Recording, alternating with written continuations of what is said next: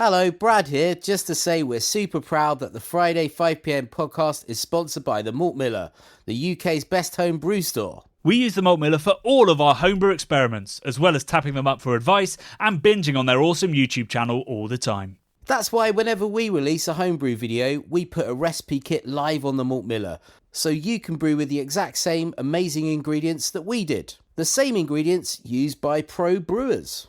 So alongside the Malt Miller's nitro-flushed hops, cold-stored yeast and milled-to-order malts, you can pick up recipe kits for our 5 Points Best Bitter, Russian River West Coast IPA, and now the fastest beer in the world, a hazy session IPA that goes from grain to glass in less than 48 hours.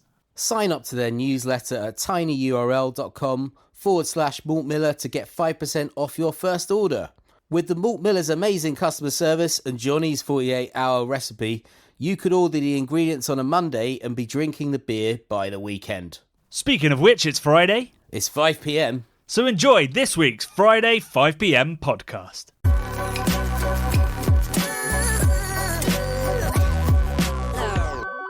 It's Friday, it's 5pm, but it's actually, what was it? It's 11:30 on a Wednesday, Bradley.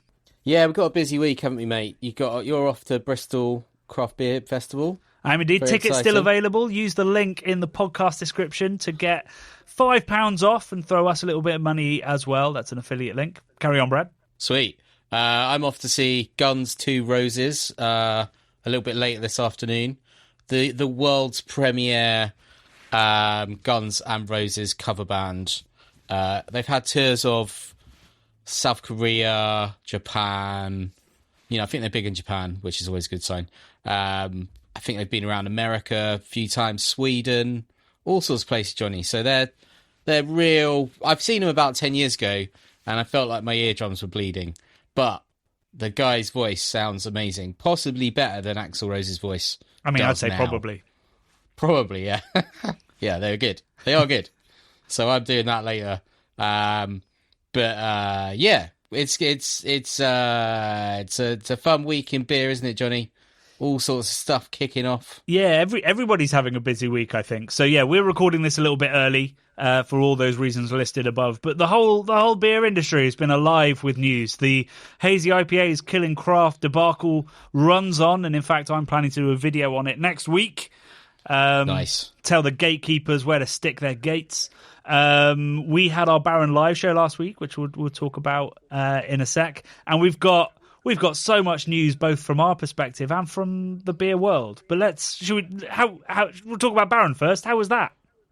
Oh, it was great, wasn't it? It's such a nice brewery. I say brewery. It's one guy, isn't it? He's such a nice man, such a talent. We need to make sure he's safe at all costs. We need to protect him. I'm putting him up as a sort of Stephen Fry type character of the beer world, or David Attenborough, but obviously a lot younger. But yeah, National treasure. Niche treasure. Niche-onal treasure. Yeah, niche-onal treasure. There it is. There's the podcast name. I'm not sure how that's going to read, but sure. And the biggest takeaway I had from, there were lots of takeaways, but the biggest one, and what we discussed after we stopped being live, was his deep affection for the film School of Rock. Yeah, man, we had a good little chat about that afterwards. We're all agreed that it's a great film. And my point was, I didn't watch it for years when it came out because I was like, oh, Jack Black in a comedy film about kids. Fuck that. So I didn't bother watching it. But when I did, mate, it's brilliant. And you two were very much advocating that it's a perfect movie. Well, he was. I think it's brilliant. I wouldn't say it's perfect. Yeah. But it's pretty special. It's pretty good. Yeah. It's pretty good. And it merits rewatches, definitely. I think... Although he said he said 300... Yeah, 300 times. 300 times? He's surely literally that can't be year's true. worth of viewing. Yeah. How long is it, actually? Can we do a bit of calculator maths? I'm going to Google how long. It's a family School of movie. Rock It can't be more than 100. Yeah, it's probably 90 minute, all right? Let's have a look. It's I'm 1 on hour it. 48 minutes. 1 hour 48. Okay, so it's 108 minutes. Yeah, 108 minutes times 300. It's 30,000. Is it? You got such a good calculator brain. 108 times 300. This is good podcasting. 32,400 minutes. Yeah. Minutes. Divide by 60 and you get hours. Minutes to days. No, I'm doing minutes to days. Yeah, that makes more sense. Yeah. So 3, 2, 4, 0, 0. Good Lord. Okay, it's 22 and a half days of his life. Yep. That's a lot of days, but also it's less days than I was expecting. No, 22.5 days. Oh, sorry. Yeah. Nearly a full month. What am I saying? Yeah. That's crazy. Well, good for him. If do what you like. Drink hazy IPA. Watch School of Rock. Do you reckon he's got that on in the back? Well, I know he doesn't because he has music on, but he's got I'd like to think he's got that on loop in the background. Maybe I'm sure the soundtrack's ace. So maybe he's got the soundtrack on sometimes. Yeah. Anyway, this is not a podcast about favourite movies of very small breweries. So we had our Baron Live show. It was our first of the year, and it's almost irrelevant me saying this, but we want to do more live shows, and maybe we'll try and get one together, if not for June, for July, because they're great fun. It's great chatting to people, seeing you all in the comments live rather than after the fact. And we had a great time and some absolutely magical beer. Genuinely, Board Shorts is one of my beers of the year. And I think I can say that relatively unbiasedly because I didn't have that much to do with it. I just think it's an absolutely stellar beer. If you missed that, you can still watch that, and I'll put a link to that in the show notes as well. It's well worth the 2.5 hours, particularly if you grab some Baron beers, sit down and listen to Jack's philosophy and way of life and favourite movies. We've already had some comments from people saying they were whiling the hours away, not watching it live. Before we get onto the beer news, and I know that Brad has some big beer news, some more announcements. One is we do have a big reveal of Love and Beer Festival coming. We were hoping it would happen this week, but we haven't quite got it over the line. So hopefully next week we will be announcing all the ticket details of the festival, which will be on the 14th of September, if that isn't already in your diary, back at Hackney Brewery in association with the Malt Miller, the best homebrew store in the world, and our favourite and only sponsor. Yes. And the other really exciting news, which we revealed on the Baron Live show, is that Keep Cask Alive is coming back.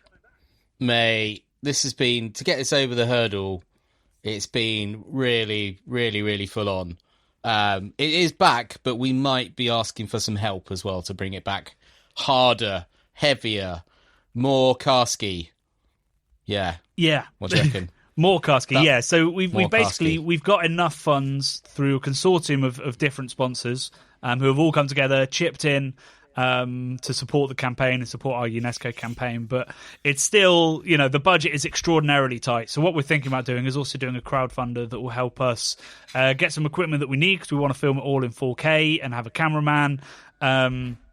Help us with the social element of it, help us with the travel costs and all this kind of stuff to make sure that we can do it the justice that it deserves and the justice that it needs, because we are, like season 1 was, in retrospect, we're gathering evidence for our pitch to UNESCO. So this stuff has to pop. It has to be amazing. It has to make people who have endless pitches of things that matter to the world sent to them.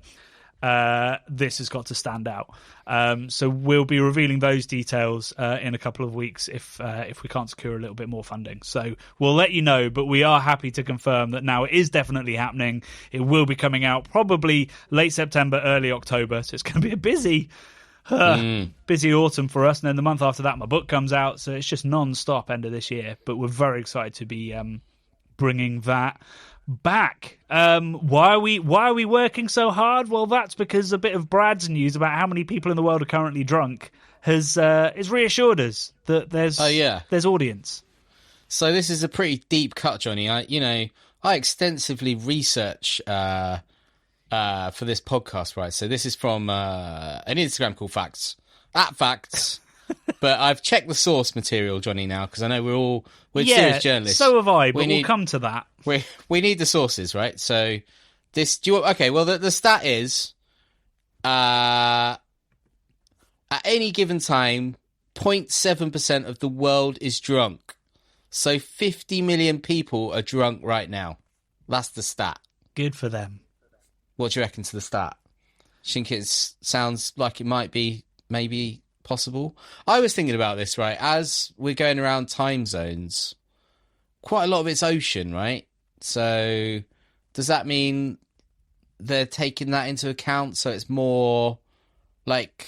or are people? I don't know. I can't work it out in my head. What Sounds totally are you bonkers. saying that they've included fish in that study? What are you? Well, I don't know what they're including when it's going over large ocean masses and not land masses. Sorry, when what is? When the time zones are going round, they're talking about at any one The time. time zones don't go round. The time zones are fixed. Do you mean the so. sun? The sun, yeah. The time. You mean night and day goes round? Yeah, that's what I mean. Yeah.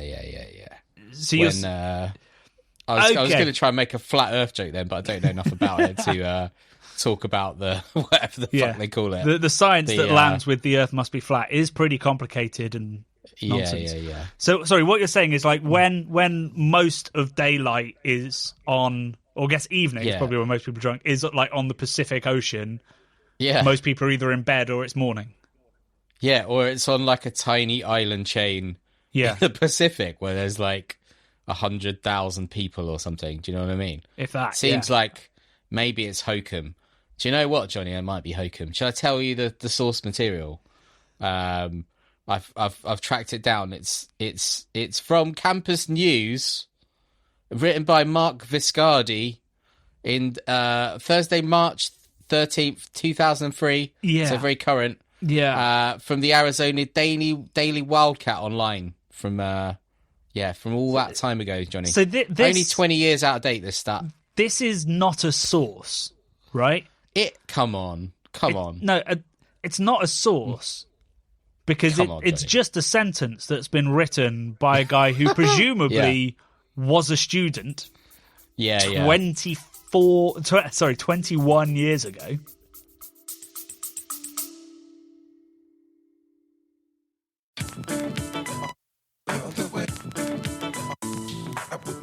This summer, I'm going to be hosting talks at the Manchester, Bristol and London craft beer festivals, giving festival goers the chance to attend tutored tastings, rare beer pours, meet the brewers and even guided tours of the bars.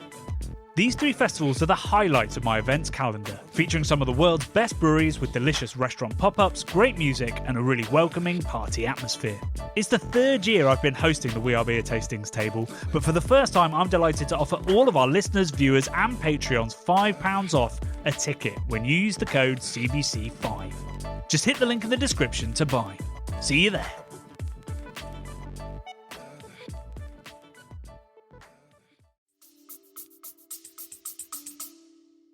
Yeah. I reckon he's still partying. He's still in going. some sort of fraternity, I reckon, yeah.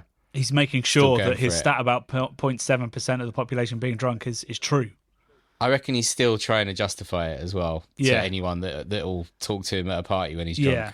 So this hard research that you've done, essentially, some guy who was a student 20 years ago wrote this on a website. Yeah.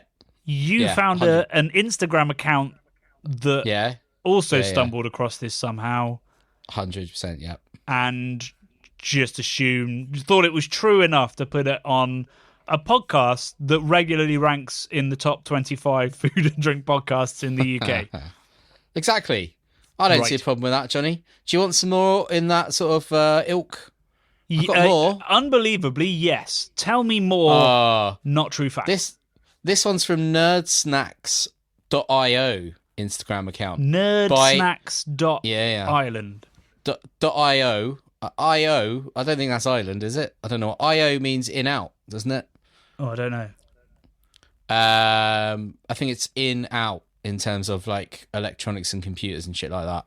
And it's by @science, it says. So I think they must own the Instagram account @science as well. So there you go. This stat, Johnny. Well, it's not a stat. It's a story. A woman born with an internal auto brewery that makes her drunk without drinking booze. I mean, that makes it sound like she has a brewery inside her, which She does. It's called. Well, no, she has. She does. She has yeast inside her. We all have yeast inside us. She has a lot of yeast inside her that's causing a brewery. Yeah, that's actually fermenting. Yeah. Yeah, it's known as auto brewery syndrome, ABS. So not IBS, ABS. And it sounds like it could be fun, Johnny, but it's not fun because it says 50-year-old woman in Toronto faced a bizarre medical mystery when she repeatedly intoxicated without touching a drop of alcohol. Visiting doctors and emergency rooms over 2 years, her alcohol blood levels reached life-threatening heights, ranging from 30 to 62 millimoles / milliliters. Milliliter? Normal levels are below 2. So she was at 62, normal levels are below 2. I don't know if that means normal levels of drunk or normal levels of Just sounds normal. like a lot, doesn't it? Just Yes. Yeah, a lot. I don't know. So it's this crazy thing that's going on inside her body where it's basic. I'm trying to find the bloody bit. Have you got it, Johnny, where it's talking about? It turns the body into a mini brewery where bacteria and fungi in the gut transforms carbs into ethanol. Yeah, so I don't know why it's annoying me so much. There's not a brewery inside her. It is. Fermentation is happening all over the world. Fermentation is one of the most fundamental biological processes that happen in the world. If there was no fermentation, then things wouldn't rot and we'd just all be drowning in trash excrement and trash. So all that's happening is in her body, and I'm sure this happens to some extent in everybody's body. A little bit of ethanol is produced through yeast fermenting stuff in our bodies, but clearly there's too much of it. And what is implied in this Instagram post that Brad has found is basically perhaps antibiotics have killed off so much of the good bacteria that would probably keep that yeast in check, keep those fermentations in check, and break down things in the right way. So much has been killed by antibiotics or something similar that the yeasts that can create ethanol are running riot and essentially poisoning with alcohol, ethanol from the inside. I like the normal levels are below 2. So your alcohol blood level, normal levels below 2, that's basically the drink drive limit in the UK. Is what they're saying. I'm not sure that's normal levels if you're drinking, but 62 is pretty high. It's pretty high. Well, it's life-threateningly high. Yeah. What would you call your internal brewery, Johnny, inside you if you had ABS? I'm not mocking ABS, by the way. It sounds horrendous, and you're also not allowed to eat carbs with it because carbs turn into it. Yeah, really fermentable foods. I wouldn't worry about it too much because if there have been 20 cases documented since 1974, the chances that one of those 20 people are listening is pretty slim. I don't know, mate. We're in the top 100 food and drink podcast, don't you know? 25 occasionally. 25. Oh, sorry, 25. I don't know what I'd call it. There'd have to be some kind of joke around gut, around No, I literally cannot find it. I have no idea. But I hope this lady recovers. I assume they'll have to, repopulate her gut with healthy bacteria is probably the easiest I reckon remedy. But it sounds awful. It does sound awful, doesn't it? You'd think being drunk all the time. Well, actually, I wouldn't think being drunk all the time's fun because you got to drink responsibly, guys. But also that level of drunk is never fun. No. It sounds like an episode from Grey's Anatomy or House, doesn't it? Yeah. Where a lot of fun would be had. Are there people that can't... No, hang on a minute. What was I watching? I was watching a program where there's someone in it who can't get drunk because their metabolism... Metabolism? That's probably what they're saying. Metabolism is too fast. And I think it might have been a superhero thing, so it wasn't real. It wasn't real life, Johnny. I think everyone can get Good drunk. to know you're not sure. I'm pretty sure everybody can get drunk and nobody's metabolism is that fast. No, can't be. It can't be, right? But it was interesting to think about that this person couldn't get drunk as hard as they were trying. Yes, so those are my non-fact facts for today. Yeah. Yeah, thanks for those. I've got some beer news. I mean, actually, your news wasn't specifically beer related, really, was it? Because she's not making beer, unless she's having barley or oats or wheat, I guess. I guess you could feed her barley and oats and wheat. You could feed her lots of porridge, and then she'd be able to make beer. Throw some hops in. Yeah. Anywho, where are you throwing the hops? Down the gullet. Well, it depends on the temperature of your gut. I guess that's around 38 degrees.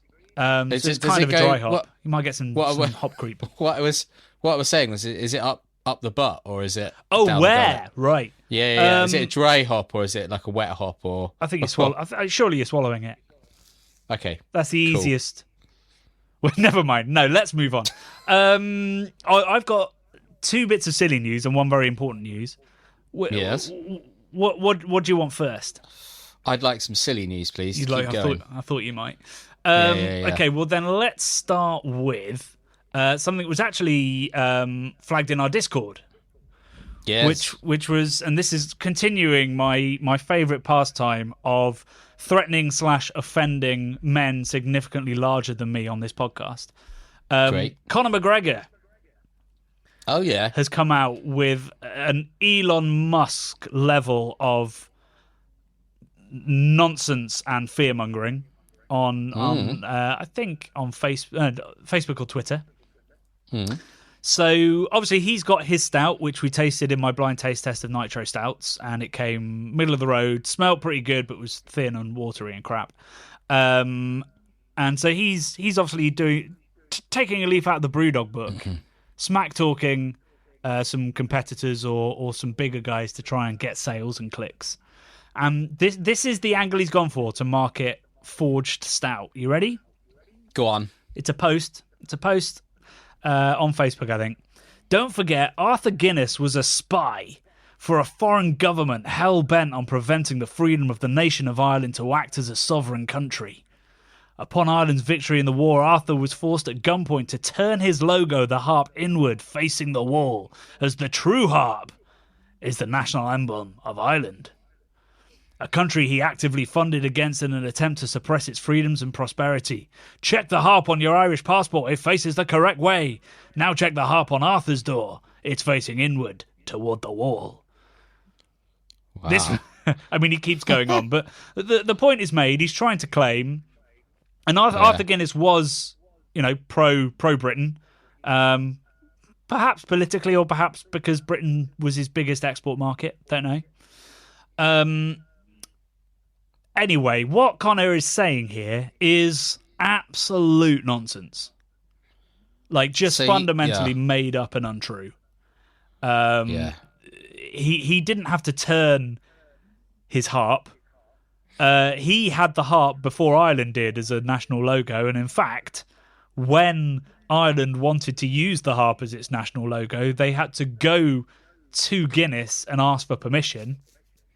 And to be fair to Conor, I guess to some extent, they said, no, you can't. So actually, it is the Irish harp that's the wrong way around. Or using it without Guinness's permission. No, they've changed it enough to be able to use it. Exactly. Is that true? So I guess some kind of compromise. Is that true? They had to go to Guinness to say, can we use the harp? Guinness had the trademark of the the harp. I forget the name of it. The Bora. Yeah, I don't know what it's called either. Irish harp. It's in my book, so I should have really looked up the name of the harp. But I tell this story in The Meaning of Beer about how, so it was, I think it was the late 1800s, maybe 1860 or 70 or 80 was the first time that the harp appeared on Guinness bottles because they didn't have any branding up until that point, which is kind of amazing. When you think about the brand that Guinness has today. They had no branding, and they put the harp and they put Arthur Guinness's logo, which are both still, the key to the branding. Put that on the labels of bottles. That actually publicans were labelling bottles, so they were sending out the casks to the publicans. The publicans would bottle it with the labels that Guinness gave them, and that proved it was legit Guinness, not somebody trying to pass it off as Guinness. And that's where the harp went on, so it's sort of a seal of authenticity. When the Irish government wanted to use that, I guess perhaps after the Irish War of Independence, 1920-ish, they had to go to Guinness and go, can we use the harp? And I don't know whether it was a compromise or whether Guinness said no and they just changed it enough. But yeah, Conor's talking absolute nonsense. He surely in sort of like punching downwards at Guinness in that way. He must be sort of alienating lots of the people he's trying to reach, because presumably a lot of people that are potentially going to try this drink that he's got really like Guinness. So it's just it's a baffling thing to try and like basically make them out to be anti-air, anti-island as a company historically, and whatever, like a sympathizer or whatever with the British Empire and all this. Just seems very, very odd to me. Well, I think he's to be going after them. Smack talk, isn't it? He's trying to proper... say you think you know Guinness, but you don't. But actually, Yeah, I think yeah. people know Guinness better than Conor McGregor does. But I mean, I guess it sounds like he's got a slight point, sort of. But also, What point do you think he's got? If you're, what did he say? Did he say he was like working with the British government? I can't remember what he said. He calls him a spy. A spy. Wow. Which is, I'd like to watch a mini series on TV about Guinness thingy. Arthur Guinness as like a sort of Thomas Shelby, Peaky Blinders sort of character. But instead of a Brummie accent, he's got an Irish accent, and he's taking over Ireland with his beer. There you go. That's written itself. I mean, there is. Is there? There's one about a German one, right? I can't remember what that one is. There's That looks cool. It's a new Netflix one called House of Guinness, I think. No way. No, are you joking? Like House of Dragons, but House of Guinness. Wait, I'm trying to remember. I don't know whether it's the story of the brewery or whether it's like the Guinness family, maybe more. But Really? There's something about the Guinness families on Netflix, either coming or already out. I'm not quite sure. I'm gonna have to look into that after this now. But it was the fact that you said Peaky Blinders. I think it might even be from the director of Peaky Blinders or something. Somebody in the Discord will know. There's something coming out. There's. I've just looked it up as well. There is, the thing I'm thinking of is called Oktoberfest Beer and Blood. I think it's all in German. It's on Netflix. Right. In 1900, a rich newcomer with a shady past arrives in Munich, determined to crash the local Oktoberfest with his own brewery. But when his daughter falls in love with the heir to a rival brewery, it's like Romeo and Juliet, a violent chain of events is unleashed that will threaten both families' futures. It's basically Romeo and Juliet with beer, by the sounds of it. Yeah, so you can already go and watch that Oktoberfest Beer and Blood. Maybe we should watch it at some point and talk about it. Could do a reaction. And then House of Guinness it's from the Peaky Blinders creator Stephen Knight. Is it? Yeah. That's awesome. So literally, I honestly didn't know that was happening. So what I've just suggested is actually happening. Yeah. It came out of my mind, out of nowhere. It's actually happening. Set between Dublin and New York in the 19th century, the series begins after the death of Guinness family patriarch Benjamin, and shows the show centers on the 4 children. Wow. So there you go. Maybe I'm from the future, Johnny, or something. How did I know that? I definitely haven't read about that. I mean, I guess it just shows they've done their research with the focus groups. Dude, I mean, I just said I wanted to see it, and it's happening. And there it is. Wow. Yeah. I think it's awesome. It's still in the works. It hasn't come out yet. Is it not House of Guinness? So that's a shit name. Is it House of Guinness? No, it's called House of Guinness. Yeah. That's like House of Gucci, House of Dragons. Too many House ofs. Yeah. Too many House ofs. Yeah.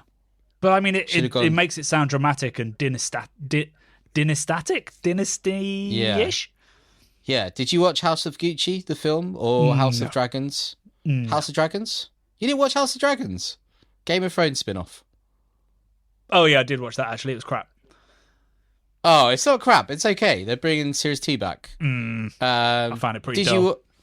I told you I was watching the new spin-off from The Walking Dead called Those That Live or something. with Michonne and Rick Grimes brought back to life in it. Their side story is going on. I've finished watching that this week, Johnny. Link to beer? Is there a link to beer? Is there a link to beer? There's no link to beer, Johnny. Just that we were talking about TV series that I wanted to watch. That's it. I'm not going to comment if I drink liked it or any not. beer that Rick Grimes recommended. I'd see him as a do good you know influencer. what? I don't think you ever see him drink any. Obviously, they're not making beer at that point. Yeah, not many breweries around. Yeah, I don't think you see him drinking a beer at any point during the thing, right? And there would definitely be beers hanging about. That brings a question, doesn't it? How old a sort of Coors or something, if you found it in a post-apocalyptic world and it's been skunked and stuff, what's the cutoff of acceptability where you know it's ice cold, but it's pretty skunky? Would you still drink it? Yep. Trying to look, yeah, I would too. I think. Yep. 100%. 100%. Yeah. Have to, right? You got to. Yeah. You know, so few pleasures in that world. Exactly. You got to take them where you can. Small pleasures. Exactly. Let's go for the serious bit of news. It's good news. Yeah. It's good news, particularly for you. You're going to be very pleased about this. In fact, I'm surprised when we sort of connected before filming this that this wasn't top of your list. Well, maybe it is, but I've just forgotten about it. Anchor Steam has been saved. Oh, dude, I know. From the is he Turkish, isn't he? Like billionaire or something? A Turkish billionaire. Yeah. CEO of Chobani Yogurt. Yeah, and he gave all the people that work at the yogurt a percentage, right, of the company. Oh, did he? Didn't know that. Yeah, I think so, to incentivize them. And he's tried to re-employ all the people that used to work there as well, as many as he could. He looks like a nice man, doesn't he? He's got a nice face, very friendly looking. He does. And he seems like a nice man. He's also... there's this quote I absolutely love. So they're going to start brewing at the original site, which I think was the fear of a lot of people, that it would be sort of revived as a ghost brand brewed elsewhere, you know? And would essentially have its sort of heart ripped out and only its head kind of left. But they're gonna move back into that brewery and start brewing again. There's a great quote from Hamdi where he says... somebody says, like, you know, how easy is that going to be to start brewing there? What's it like? And he says, I think everything is operational, but we don't know. It's like a movie. They press stop and left. You see boxes on the conveyors. You see bottles on the fillers. You see tickets written halfway. It's like time stopped. And literally, we're going to go and press start and move those conveyors and start it back up. Sick. Yeah. I love it. He's like, this is a bad analogy probably, but he's like Thingy in Jurassic Park before it all goes wrong, when he's like, we're bringing the dinosaurs back, and he's super friendly, super nice looking. God, I hope it doesn't go that way, Johnny. But I mean, I don't know what could happen to go from brewing beer at a relatively now small brewery to dinosaurs loose on the West Coast. Something's got to go seriously wrong with that fermentation. He is a billionaire. He must be ruthless, right, to be a billionaire. Maybe. I don't know. He's got, like... I like his look, man. He's got a real earnest sort of look. He's got a little polo top on. He's got a classic Anchor Steam Brewing baseball hat with the old logo on it. None of that new logo shit. He's got the old logo on his hat. He's got, like, a little friendship bracelet on with lots of, like, pink beads on it and little funny colour beads. I'd like to think one of his kids maybe made him that for his, you know... I love you, Daddy, sort of thing, and he wears it. You know, he hasn't got a Rolex on or a Patek Philippe or something. I have to say, if I had to envision, a yogurt billionaire, I think he's pretty close. Yeah, he's good, isn't he? I reckon he's probably mates with Ben and or Jerry. Do you reckon sort of like confectionery? Well, they're not really confectionery, but sort of dessert billionaires hang out on some sort of well, now they've got a brewery, they can hang out in the brewery probably. I don't know whether they would be. I feel because you know, now that Ben and Jerry's are in the froyo, maybe or the rivals. vegan category, it could be. Maybe they used to be friends. Maybe that friendship bracelet was from Ben or Jerry. Oh God! And now it's all gone wrong. Do we think, you know, some point 100 years in the future, Johnny, we're going to see House of Yogurt House of Yogurts, future Netflix mini-series pitting this dude against Ben and/or Jerry House in a of Yogurt deathmatch is scenario. quite an image. Yeah. I presume it's a yogurt pot shape. Oh yeah, of course. Well, But it made me so happy, Johnny. It made me so happy that I was at peace and I forgot about it because I was like, oh, Hamdi's done a solid there, and he looks like it's someone you trust as well. I love that part of the deal was keeping. He's bought the brewery site, like you said, and they're gonna brew the steam beer. They're gonna do it the old school way. I don't know if they're gonna keep the new branding, but in the videos he's putting up, they're just showing lots of the old branding on shelves and on the flags throughout the brewery floor and everything. So I really hope they just kill that. I mean, I like the new brand, but they can't keep that new brand. They need to kill it. Go back to the original. Yeah. It was iconic like Sierra Nevada. It looked as good as Sierra Nevada. And it was, the most historic brewery. They need to embrace that. And that's how you start, I think, is going back to what was great about it. Yeah, it's going to help earn trust, isn't it? Yeah, go back. Like, we all want that. We want that back. We don't want the new thing that blends in. We want the old thing, which was special and cherished and an heirloom item. Like, it should be on Antiques Roadshow. But the thing is, though, like, that's all well and good, and it would earn back trust, and it would be great. But that brand was in terminal decline, and the new rebranding failed to fix it. Isn't it just because they're brewing in San Francisco, which is horrendously... It's like one of the most expensive places in the world. It was a shadow of what it was volume-wise by the time that Sapporo came in and bought it. It was in real trouble already. So that's going to be... He's going to have two challenges. One is earning the trust and getting people excited about it again. And two is... Because there will be people like us who next time we see fresh Anchor Steam will be like, yeah, let's drink this. How did they make people like us come back for that second bottle once that novelty moment's gone? And that's going to be a massive challenge. Because it's not a modern beer style. It's not one that's trendy. It's not one that's doing volume. If you want that kind of feel, that heritage American feel, you're going to be drinking Sierra Nevada, and even Sierra Nevada Pale Ales in not like really bad decline, but like little hazy little thing outsells it now. The time for those beers has passed, so it's going to be interesting. And my only concern about him as a person is, as far as we can tell from the interviews he's given, he had never even heard of Anchor until it closed. Yeah. So there's going to be some naivety going in, and perhaps that's why he's trying to bring back as many of the original employees as possible, because they will understand it, and that's the right thing to do. So I open with it. It's saved. It's got a lifeline. Did you see? I'm sure you did. Doug Valicki, the beer aficionado's take on it. Of course, he's the first place I go for the take on American beer news. Yeah, a great take. He was like, basically, you need to just go back to everything how it was, and then keep it in the Bay Area, which I thought was quite interesting. Make it a special thing in the Bay Area again. Build it up locally. He's like, I'd like it where I am, but, maybe it doesn't ever reach me, and it's a special thing where we have to go there right. That's and all of that. That's pretty cool. And then did you see his little cheeky bit at the end where he was like, and you could get me to do the marketing?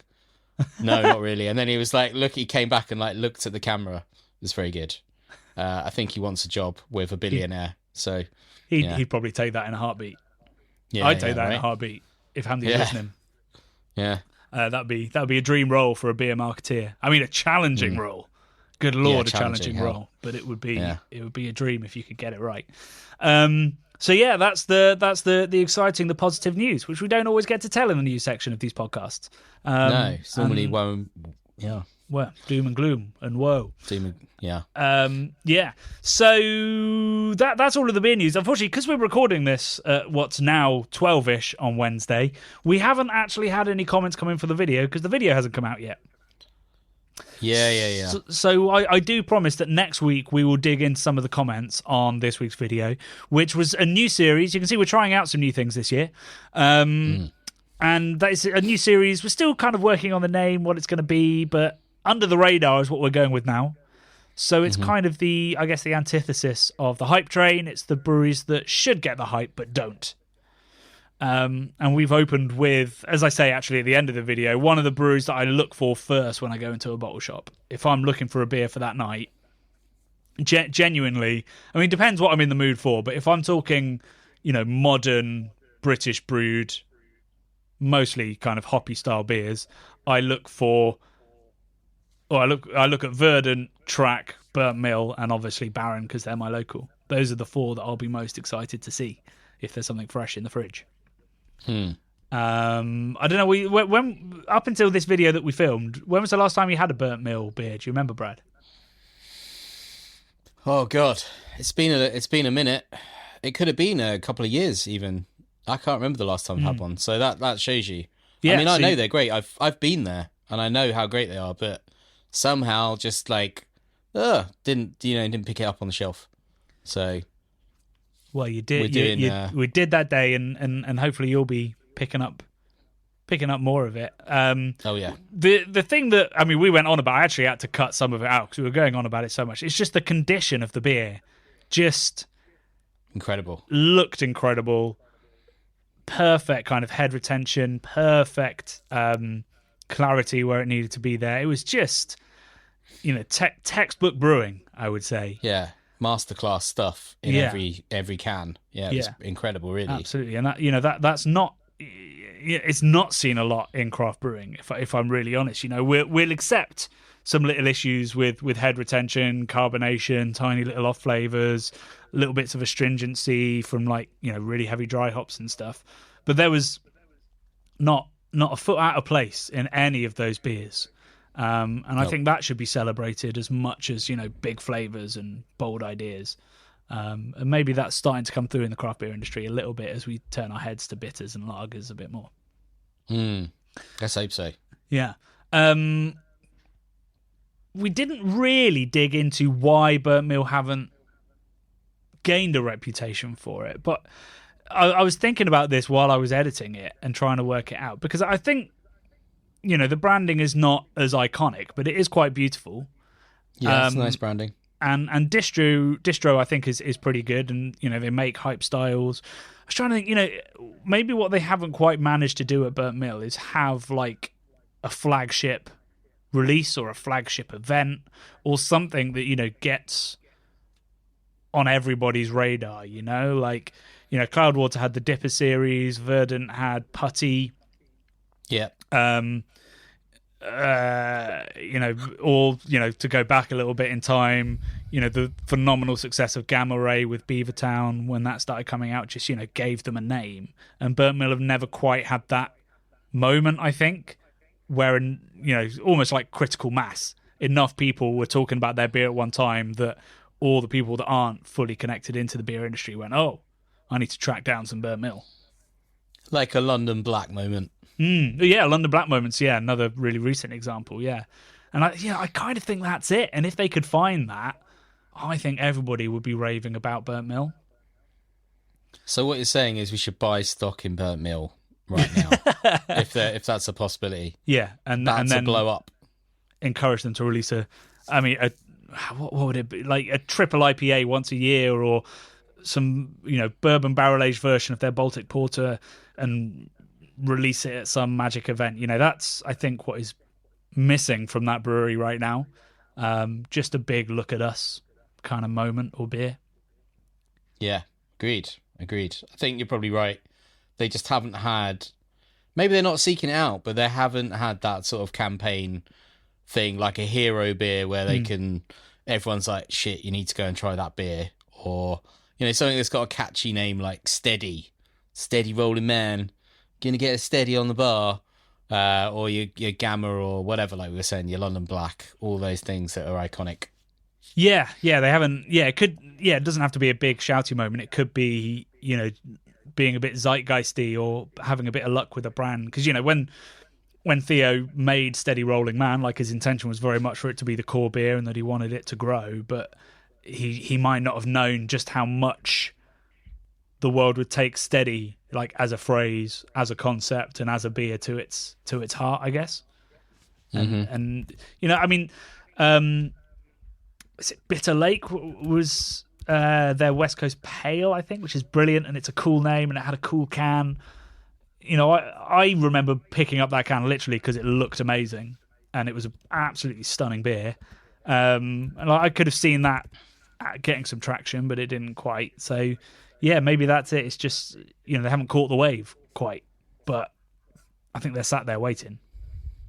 It's I'm pretty sure it's a Bob Dylan lyric, isn't it? Steady Rolling Man. It's definitely from a Bob Dylan song. Is it Bob Dylan? Yeah, I'm pretty sure it's Bob. I thought it was a bit more sort of jazz or blues thing. I mean, he is bluesy. He is bluesy. But I was thinking less white man blues. I just tried to Google Steady Rolling Man, of course. Results. Robert Johnson. That's Robert Johnson. Wow. Origin of the blues. Maybe it is a Robert Johnson thing. Yeah. The man who sold his soul at the Crossroads. At the Crossroads, yeah. That is it, isn't it? Because he's got the little guitar on the... That is it. Sorry, I didn't know that, and then I forgot that. I think Bob Dylan has covered that song or something. I'm sure there's a Bob connection there. But yeah, it's Johnson. He's on the artwork, isn't he? Duh. Yeah, I guess he is. Yeah. Anyway. So that was our Burn Meal video. We will dig into the comments next week alongside what I'm sure will be endless comments on the Is Hazy IPA killing craft beer next week. What announcements have we got to make? So hopefully next week we'll have an announcement around tickets for the festival. We might have more details about Keep Cask Alive. The advent of Keep Cask Alive is going to keep us so incredibly busy this year now. It's the thing that we've been waiting for and pushing for a long time. So there might be some missed uploads coming at you in the summer as we get that over the line. But it's the most important thing we've ever done and probably ever will do, season 2. But we do have some homebrew incoming before all that kicks off as well. So homebrewers, we haven't abandoned you, and I'd love to do more, but our homebrew episodes are intense and involve a lot of testing and research, so they take longer than I'd like. But that's also coming in a couple of weeks, and some more beer advert episodes as well, for better or for worse. That's all we've got time for this week then. Thank you in advance for all the comments on the video. I hope you enjoyed this week's, and we'll be back at you at 4 p.m. on Wednesday. Love and beer.